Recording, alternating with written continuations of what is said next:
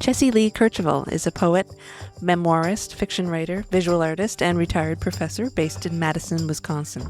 I have been devouring her work lately. She has her first art exhibition opening this summer at the Edgewood University Gallery in Madison. We talked about how she began drawing during the pandemic lockdowns and how it's never too late to learn something new. You don't know what to do, and you don't know what to say. Forget all that. Start anyway. Spark that fire and build it high, and watch it burn. Then let it die. Is it Jessie or Jessie Lee? Jessie Lee. It's one of the strange things is it's a Southern name, and my grandfather's name was Jesse, and in order to make it feminine, they put the Lee with it. Although men can be named Lee too. But I've lived in Wisconsin now, which is the northern part of the United States, of course, for more than 35 years, and people have trouble with the Jessie Lee part. So I get called Jessie a lot. My students used to call me JL. But officially it's Jessie Lee. Okay, good to know. Thank you so much for joining me. I just found out about you a few weeks ago, but I've already read a couple of your books, and I'm into it. I've ordered another one through my local bookstore and found a couple used on Amazon, so I'm all in. So I'm super happy to chat with you today. I'm delighted to be here. We'll get into your extensive career as an author, poet, English professor, but first, I really want to talk about the visual art and the exhibition that you have coming up, and also the graphic memoir that you released in 2024. Mhm.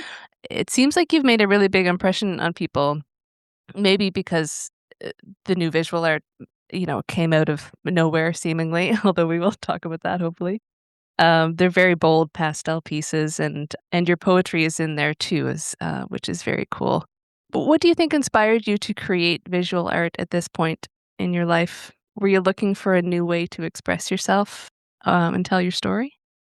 It was really the gift of the pandemic. I mean, it was the good thing out of many, many bad things. I had gone to South America, to Montevideo, Uruguay, because one of the things I do is I translate Spanish language poetry, Uruguayan poetry. I was working in an anthology of Uruguayan women poets. And I got down there and was ready to go to the National Library and to work with a poet who's my co-editor. And the pandemic started, and they weren't kidding there. It was a really serious lockdown, the way it wasn't in many parts of the United States. And so I was in a 10th floor rented apartment with, just nothing to do but doom scroll, really. And so when I got to go to the grocery store, I bought a box of colored pencils and a pad of paper. They had like school supplies. And I'd never drawn before in my life. Really, people just don't believe me. But the last thing I remember drawing is in the United States, they do this thing for kids where they make you trace your hand and turn it into a turkey for Thanksgiving. And I think my teacher thought mine was inferior. So, but I do teach at the University of Wisconsin with Linda Berry, who's a really well-known cartoonist and also has a lot of books called like Making Comics. And so I'd had her students we shared students, and I'd sometimes had one of her students into my creative writing classes to have them do exercises. And I think I just had in my mind that I would just doodle, that I would do some cartoon drawing just to take myself off the computer. Yeah. And so from the beginning, I really didn't want to do digital art. I wanted to be away from the news. And so I just started drawing. I started drawing, what was outside my window. I started drawing little portraits of me as different kinds of animals. You can always tell it's me because I'm wearing my glasses. And in those early days of the pandemic, people were just doing things like, take a picture of what's outside your window, look at my loaf of Right. bread. And so my rule was I had to draw something every day. And once I started, I couldn't tear it up. And then I had to post it. And people were just incredibly nice about it. But, and that was all with colored pencil. And it wasn't until I got back to Wisconsin finally, that I sort of got a little more serious about the drawing. Right. Yeah, and I'm really wondering, how is this process different? Because it's very much a storytelling process for you, I think, as well, but a different kind of storytelling than poetry or a novel. So is there anything different about the process? Obviously, you're physically drawing instead of typing, but besides that? At first it wasn't connected to telling a story. At first, the idea was I just had to draw something, and I had to be, I had to make myself do it. The posting on social media, people, say social media is so evil, but it was really a great thing then. It really kept me doing something every Yeah. day, kept me from tearing it up. That was the rule. Um, But I would just draw. And it was only after I'd been doing it for a while that, because I had this kind of narrative brain, it began saying, "Oh, look, I'm drawing this whole series of drawings that seem to be about this thing." And I would start Yeah. to put them together. Um, and then it took me a while to realize that the drawing was the essential part of it, because my word part of my brain is so overdeveloped. I thought, oh, well, if that's true, I could illustrate something that I've already written. For example, I've written an all Yeah. word memoir called Space. I now call it my all word memoir because I have a graphic memoir. That's really probably my most popular book. It's about growing up down near Cape Kennedy during the moon race. And I thought, oh, well, for example, it's an adult book. It was published as an adult book, but it won this award from the American Library Association as an adult book suitable for young adults. And it's always used for like 14-year-olds. I'm always running into people who are 14 years old who've just read the book and are astounded that I'm as old as I am, even though obviously it's during the moon race. Um, so I thought, well, I could do a graphic version of that, but I can't. I can't, because it's like I just do this thing I call apple to apple, which is like it says the car drove over the bridge, and I draw the car going over the bridge, or I try to. I have trouble with cars and bicycles. And so it was like there were too many words. I couldn't get an image that wasn't just an absolute children's book illustration. And so then I realized the important thing for me was the drawing, because the drawing just taps into something that's really different than the words and is important to me, again, because the word part of my brain is overdeveloped, to get to a story that exists in my memories that hasn't been turned into words. I mean, again, going back to the all word memoir, Space, there's a scene where I'm sitting on the roof watching a moon rocket go off at night with my sister. The sun, it's like the sun coming up, we're so close. The birds start to sing, you can see colors. And I remember when I was writing that, because it wasn't an anecdote I told people. It was just like this inchoate sense of, I could feel what the roof felt like. I remember what a night air felt like, the amazement of the colors.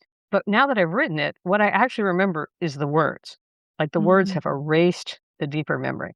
And so Right. the drawings help me access memories that hadn't been turned into words, either in another book or as anecdotes, funny anecdotes you tell about your dog at a dinner table. Mhm. And so I found that drawing was the first thing. And then it still is. I just draw. And then maybe when I get a group of drawings, it sort of starts to form a narrative for me. But it is true that I am a very narrative artist. But because I'm been drawing a lot, I have lots of paintings that just exist out in the universe, or lots of drawings that don't belong in a narrative. But there Right. is that impulse to me. I want to put things together into a story. Well, that makes sense since you've been writing for so long. You said in another interview I found online that, when it comes to the graphic novel stuff, you draw first and you let the drawings dictate what the text is gonna be, Mhm. which I found really neat. Yeah. Did you find when you were learning to draw that the words would appear? Like you said, obviously, there's sometimes that you're drawing, you're creating art, there's no words there, but it seems like they go hand in hand a lot of the time. The first thing I started doing was I was also during the pandemic, I started writing a lot of essays. Mm, It's not that I hadn't written nonfiction before I have a memoir, but not essays about what was happening at that moment. And that's another sort of very pandemic thing. People were sort of writing about what they were feeling. There was sort of an mhm. explosion of uh, sort of blog like writing about it. People trying desperately And to communicate. yeah, trying to Yeah. desperately communicate with each other. We're signaling over Zoom, and so I started dropping in images that I'd drawn. So, there's Mm, one about going to be tested for COVID when I got back to the United States, and it was published in the Los Angeles Review. And they accepted it, and I said, well, really, actually, I wrote this to go with these images that I drew, and I sent it with the images, and they said, oh, great, we'll take those too. And it was in a moment of literary magazines going online. It made them a lot easier for them to run images, and so I had just a bunch of essays published that were just had the odd image in them. So it's just mhm. in Right. a Word doc in which you drop drop. In those days, I just took a picture of my art with my iPhone and just drop it into there. So then it was another step to move to doing full out. Like my book is each page is an image with the text on it. Yeah. So that was another sort of step into the water of the comics world, as it were, or the graphic memoir world, where um, I was really pleased when the book has 17 different pieces in it, where there was a piece in which there was an image that had no text on it that is part of the story, Mhm. to try and pull the words back, have as few words as possible on the page instead of having I don't know, 2 pages of text that has one little image in it. So Yeah. it was moving again, trying to say, I want the images to carry the weight. I want them to do the work. And I Mhm. kept having to, slap my word hand and say, no, no, no. I took some wonderful art classes Mhm. online from the Royal Drawing School in London. I don't know how I stumbled across it. Mm. Someone told me that they had a graphic memoir class, a graphic novel class. And I was like the first person to sign up from the United States. They had a whole trouble getting me to sign up because I didn't have a UK phone number. This is again in the moment where everyone's going online. And I remember taking an early class where the teacher was just holding their iPhone as they were doing things. Now it's much more organized. But, I there, the teacher would often say, "Well, let's take, an hour and write a few sentences to go with our graphic, you know, project." And I was thinking, "Don't do me that. Don't do that. I can write a short story. I can write a novel in an hour." Because everyone else in the class was an artist who was struggling to put words with their art, and I was a writer who was Oh, struggling to draw art to go with my words. right. I'd love to ask you about one of the stories in the graphic memoir. I just read it the other day. The one called Bang. Mhm. It really, really struck me. I've been thinking about it in the few days since. It starts by saying, "It was a shock when I recognized the ache was a hole." And there's a drawing of a black hole in the chest of the person, and it's such a beautiful story, and I've just been thinking over and over it. Would you mind telling me a little bit about how you came up with that one or where it came Yeah, from? that was a really interesting one because I had gone to this writing colony or artist colony in the United States called the Virginia Center for the Creative Arts, which, Mm, like many of those places, is purposely in the middle of nowhere. And I had a mhm, month, and what I was doing was I had gotten the contract for French Girl from Field Mouse Press rather unexpectedly, the sort mm, of wonderful circumstances of people seeing my work and falling into a place to put the book together. It was fantastic. But then suddenly I had to do the part of it that I hadn't really done before, which was a lot of technical stuff to get it ready to print. mm. And, um, and so I was going to hide myself away for a month and do that. And it was so boring and tedious. And I kept getting yelled at by the graphic designer for, doing things slightly wrong that I promised myself I could draw a last piece for the book while I was there. Mm, And that was Bang. And I had just been in Italy with my husband. We go to a silent film festival, Otherworld, there every mm, year. And we'd gone to Florence for the first time in years. And so I'd seen a lot of the artwork. Bang has all these drawings of angels in it.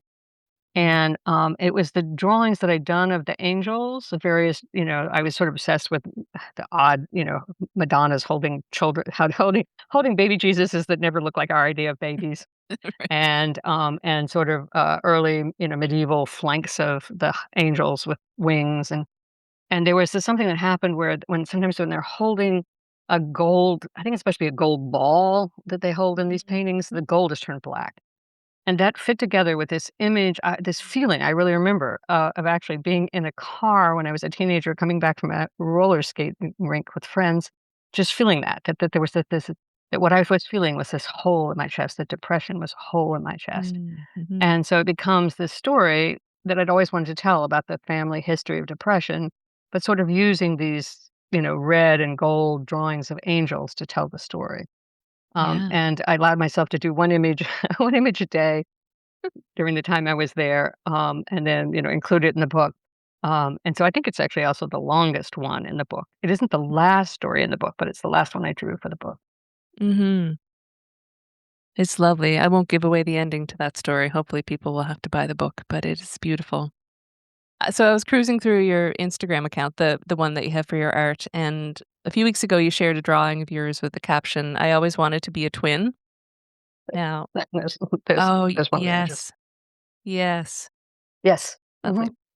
So you said, "I always wanted to be a twin," on an Instagram post, and I had just finished reading your novel, My Life as a Silent Movie, which, spoiler alert, features a main character that, while she seems to have a lot of similarities to you, they find out they're a twin, in their 40s.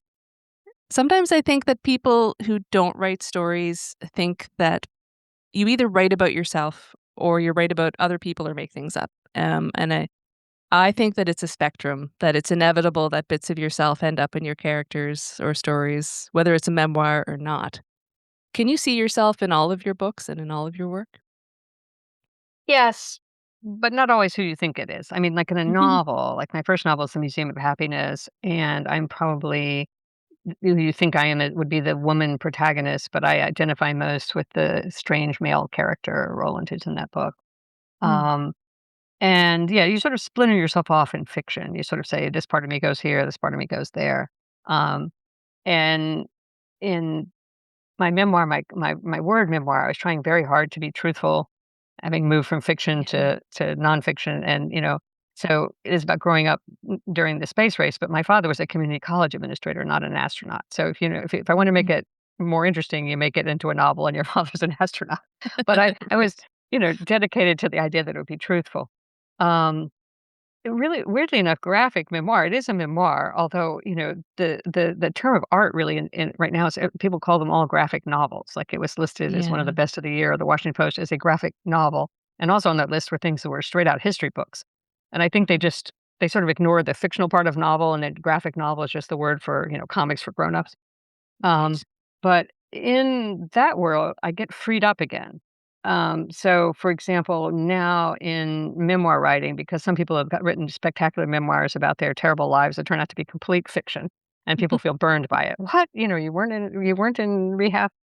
That they've gotten to be like, David Sedaris, the famous comic, Mhm. writer. They'll say he didn't have a green car. And you're thinking, oh, come on, it's like stand up. It's not really held to the same standards. And in the graphic memoir world, that goes away. So no one says, well, how can this be a graphic memoir where in One Piece, Wolf, you seem to be in Little Red Riding Hood, and Yeah. your mother's a wolf, and so it's you get this kind of license to be Mhm. fantastic, and a little weird, and that's still somehow graphic memoir, because it is. It's just sort of another way to get at the emotional truth of something without getting to the literal truth. Like, hey, my mother wasn't Right. really a wolf.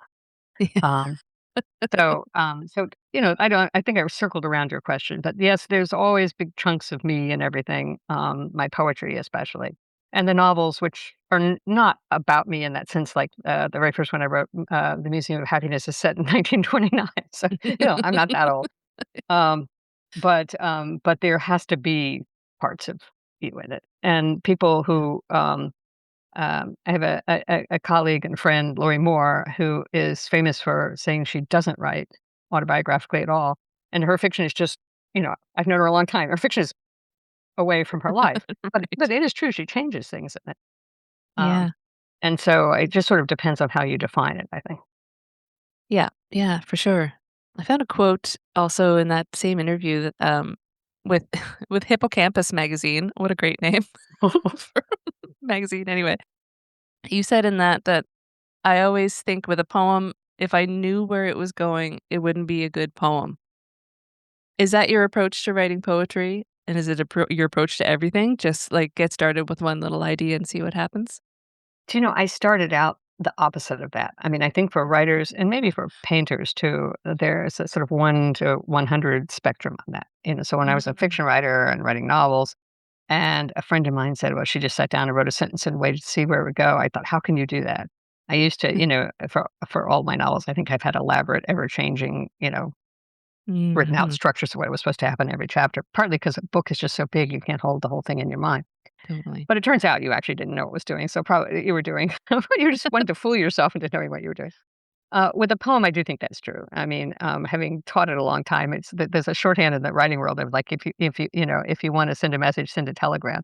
So if you set out to write a poem that says this thing, butterflies are good, it's just not going to be a good poem.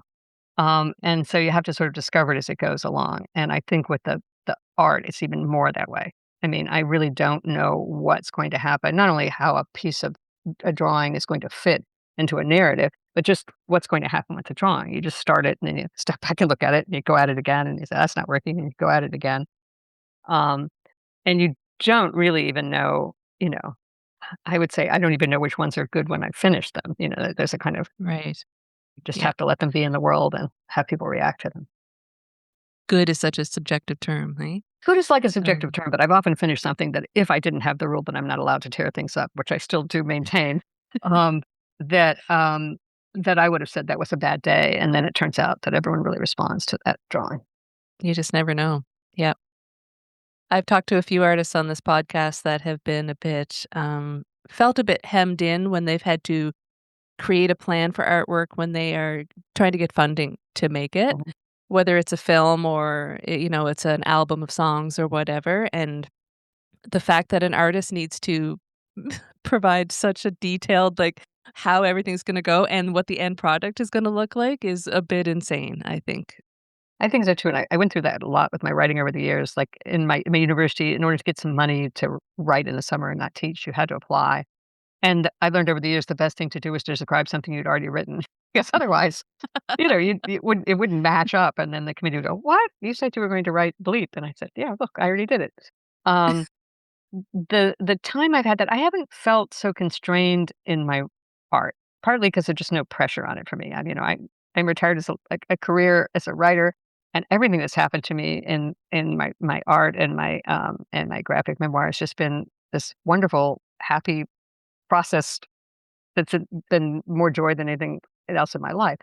But, but I usually work small. I usually work on, 9 by 11 sheet of paper so I can scan it to put it in a book. And Mhm. the show, which we'll talk about, is all mostly the framed originals of the 9 by 12s. But I want to do one really big piece for the show. And for the first time, I really got hung up because I have a canvas that's 5 feet by 3 feet, and I just couldn't make myself get started on it because, because if I messed it up, I would mess it up. So finally, I'm almost to finishing it, but I've never felt so constrained by something. So that's different than having proposed something. No one's even going to notice if it's not in the show. I could just Yeah. have all little paintings. I just wanted something big on that back wall, so when people walk by the glass doors of the gallery, they go, you know. Yeah. But just the fact that I had this big canvas that I bought and I couldn't just say, "Well, that didn't work. Let me try another giant canvas." So I felt that way. I felt really constrained for the first time in my entire relatively short, what is now 6-year artistic career. Well, yeah, 6 years and you're getting this exhibition at a gallery. How did that come about? You know, again, with art, it's sort of the wonderful things of putting things out in the world and having them come back. I certainly got my Mm. contract for my book that way. There's a wonderful gallery in town that's at the Catholic College. I teach at the giant university, University of Wisconsin Madison. It's 45,000 people. But Mhm. there's a lovely Catholic college here, Edgewood University, and they have a nice gallery that's run by a man that I've known for years in various ways. And Mm. I actually made a appointment to have lunch with him because I wanted to ask him some things I didn't know, like, how do you write an artist statement? I Right. can tell my MFA students how to apply for grants or whatever, but the art world is just all slightly different. And he said, "Oh, I've been wanting to talk to you. I want to do a show of your work." And at first I thought, "Well, not the whole gallery, really, David? Can maybe one wall and with 3 other artists?" And he said, "No, no." And so it was a great experience for me because, again, it's sort of like a sense of scale. Like if you think of a poem moving to a short story, moving to a novel, or a single drawing moving to a series of drawings, or moving to a graphic memoir. I wanted to look at the gallery as a work of art. It's Mm. a Mhm. space in which you're making a visual impact, and and I wanted it to all work together. To work together, I guess, as a narrative, but also just visually, Yeah. um, instead of just oh, let's just here, David, pick some stuff up out and put it up on the wall.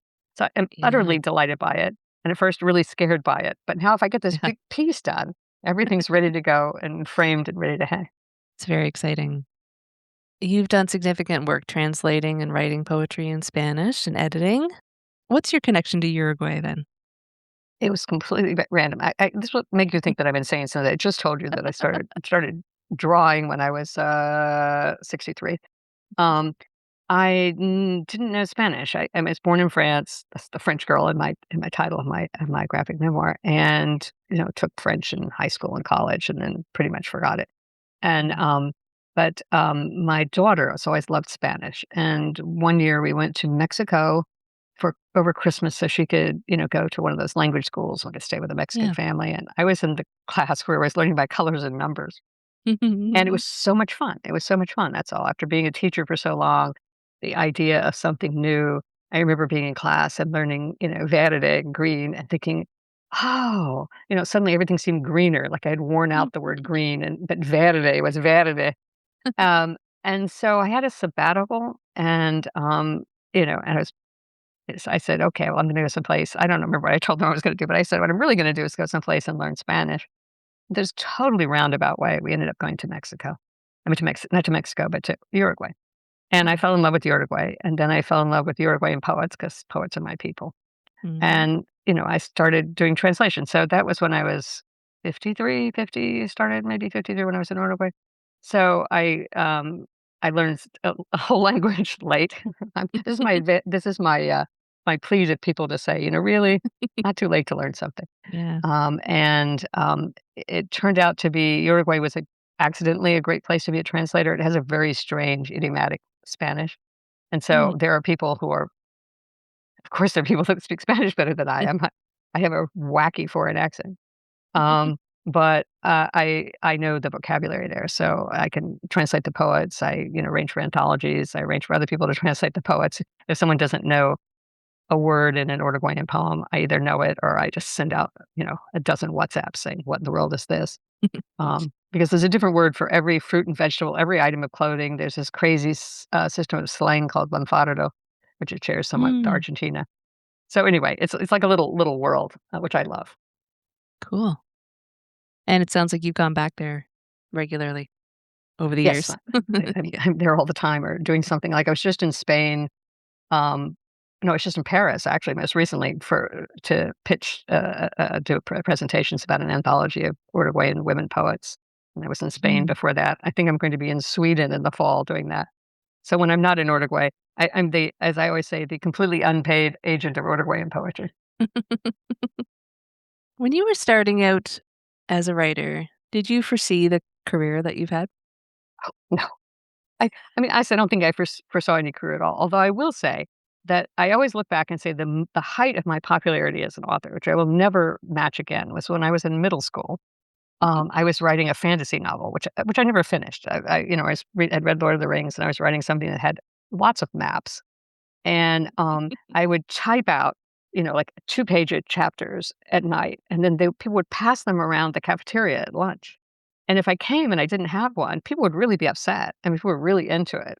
It's like it was really pretty phenomenal. I don't know if I'll ever reproduce that sense that you're in a space with, I don't know, 100 kids eating their miserable school lunch, passing along sheets of your prose. So, so that was good. But my whole career as a writer has somehow some of it's just rolled out. It wouldn't have been possible before. Like I was one Mhm. of the first generation that really went through the whole thing where you take creative writing in college and then do an MFA, and then I have a career teaching creative writing, for Yeah. 35 years. That wouldn't have existed before. Yeah. And, now during my lifetime, the universities are really the ones that supported the arts. We'll see. It's not such so cheerful in the United States right now for that, Mm. Yeah. but I couldn't have foreseen it. When my daughter was trying to choose a major in college, which was anthropology, and I think I rolled my eyes. She said, "Mom, you're a poet. You don't get to roll your eyes at what I choose to major." So yeah, what can I say? So, I mean, speaking of teaching, what do you love about it so much? And why is it important to learn about literature and writing, particularly at this time in our lives when so many students are using AI, etc.? Yes, the AI thing is a big question that's really come on since I retired, but, I think that is going to be, a really tough question, but I'll predict what might happen, which is that when a technology replaces something when photography came along, people thought they wouldn't be drawing or painting anymore. Why would you need it? And it turns out Mm. everyone does do that. And when a tech even in photography, my husband's a photographer, a history of photography person. When something comes along that replaces the previous thing, so film replaces daguerreotypes, glass plates, things like that, and Yeah. then digital replaces film camera. The people are always doing the previous thing. It usually becomes the art medium. There are people Mm. doing letterpress printing. And so I don't think that that poetry is actually what's endangered by AI, or writing your own, memoir or story. Yeah. Fiction, prose is going to be interesting to see. Translation too is going to be affected by AI. So I think Mhm. it's going to be interesting to see. But I'm not as pessimistic. It may change what we do altogether. But if you go back to saying, well, really, the oral tradition of poetry was erased by writing. People don't memorize, 5 days worth of poems to recite anymore. Mm. And then, uh, uh, illuminated manuscripts are are obliterated by printing. I mean, there's always something that changes things. Whether this will change us so that their humans are no longer necessary anymore, I'm not sure. We've all watched those movies. Yeah. But it's hard. And right now, my creative writing colleagues who are still teaching have gone back to having people sit and write with pen and paper in the classroom. And whether that's sustainable or not, I really don't know. Yeah, we thought that e-readers were going to, kick Yeah. physical books out of the way, and that certainly didn't happen. No, and, here we are chatting on Zoom where, when I was a kid, there was this comic, this, TV cartoon called The Jetsons, and Mhm. they would talk on these TV telephones, and everybody thought that was always gonna be right around the corner. We'll have telephones that have, cameras in them, and then it suddenly happened, but not in exactly the way everyone predicted. No, So sadly. So, I'm a songwriter, I'm not really a poet, although I do love writing poetry and reading it. Talking about prose poetry is something like, that's a term that is new to me since looking up Mhm. your work. But I know that I've read it now that I know what it is. Can you tell me a little bit about what prose poetry is? It exists also on this strange little continuum right now. Like, Yeah. I'll have a piece. I sent a prose poem into a literary magazine not too long ago, or a group of them, and then it was published as a piece of nonfiction. Because Mm, there's at the same time this world of micro essays, little brief essays right. that are very, very short, a paragraph, no more than a page, and also stories, flash fiction, microfiction that's that short. And so you'll see a single piece appear, be published as a poem, be in an anthology of short fiction. But the tradition of it is, and it's really a French invention, like so many things in the world, is that it's just very condensed language, more condensed than you would use in a piece that's going to be longer. So it doesn't seem like the opening of a novel. Um, Mm, uh, that creates an effect or a mood, but doesn't rely on line breaks, or it can sometimes have rhythm in it. And they range from, and again, a sort of continuum from things that are obviously poetry because they make no sense at all. They're just sort of like, image thrown in a blender that you sort of read and then go, wow, that changed my headspace, to things that are really just sort of little mini stories, but very, very tightly told. And right. so I think it's the condensation that makes it prose plus poem. Um, and again, I think if it freaks you out, the idea of a prose poem, or have I written a prose poem, or could I write a prose poem? You just tend to think of it as a little blackout, Yeah, intense block blast text. of writing. Okay, noted. It was actually something I came to late because since I was already writing prose, my first poems were very, very much dependent on the line because, otherwise, why Mhm. would it be poetry? And then at some Right. point, I sort of drifted back and said, "Oh, you can be in the middle somewhere." It's okay to be in the middle. Mhm. I mean, you mentioned that there was poetry in my graphic memoir, and my editor at Field Mouse, Rob Clow, always says that it's poetry, and I always tell him that my poetry is weirder than that. Yeah, well, that's the thing, like, that's how I felt about your writing in the graphic memoir, but it's such small little snippets that I mean, it's definitely more prose than poetry in some ways, but it also because it's such small snippets, I think, and it has the illustrations there, it's like it feels like poetry. I think that's probably what. And it also, even though it isn't lined in any way, I have an eye to, often there are 2 bubbles, as it were, Yep. text bubbles on a page, and it's spaced out in order to give it the kind of rhythm that you might have by having Yeah. stanzas or line breaks. Yeah. Yeah, That I'm exactly. conscious when there's too much prose in one bubble, or I might have 3 images with very few words on them when maybe one image would have done, but it's to space it out, to do the timing, the pausing, and that's really what you get with line breaks in poetry and stanza breaks. You're trying to make the reader slow down to actually pay more attention to that word that's at the end of a very short line of poetry than they would if it were in the middle of a page of a chapter of a novel. Yeah. Yeah. Are you working on a new graphic? Yes, yes, I'm finishing one up. As a matter of fact, I'm sitting here doing the last, um, proofreading stuff before it goes off to the graphic designer. My least favorite part of the process. Yeah. It's called Household Gods, and it's another graphic memoir, which I wasn't sure I would do another one right away, but this one's sort of more my adult years. So, Mm. French Girl is more my childhood, a lot about my parents, um, one about my family dogs. But this one is more about being my sister who's terminally ill right now and in hospice, and my children, and just some of it just about being a grown woman. It's actually called Household Gods because I accidentally took a class in Greek myths. I've always kind of had a thing Sadly. against Greek myths. I think from having too many students who wrote bad Persephone poems. But I took a drawing class, and it turned out to be really all about Greek myths, which somehow was not clear to me from the title. And we were given a myth to respond to, we were given these Greek myths, and I was grumpy about it, and everyone else was just drawing. It wasn't a graphic memoir class. But I was writing these ones where I would sort of compare my life and what happened to my life to, some poor, mythological woman who got turned into a tree or a bird and how she felt about that. And so then sort of the idea of responding to, mythology, to gods, to whatever's bigger in our life Mm, became a theme mhm. for the book, Yeah, cool. but a slightly bitchy theme. I have an argument with the gods, Yes, many of us do. and it will be out next spring. So I'm trying the usual thing where you turn something in and it takes them an entire year to turn it into a book. Sure, yeah. I noticed that you're doing a couple of Meet the Artist days while your exhibition is on, Cool. in August into October. Do you enjoy those types of things? I know I've met so many artists that are very introverted and they say, "I do not like the networking and I don't like the readings," and some people do. I am actually completely calm about that. I mean, some of it is just all the years I've spent teaching and giving readings. I hadn't done any of it at all with my art. My first experience was, again, I was at the Virginia Center for the Creative Arts, and I had actually gotten in as a writer, and I was in a writer's studio, which means you don't get the giant walls.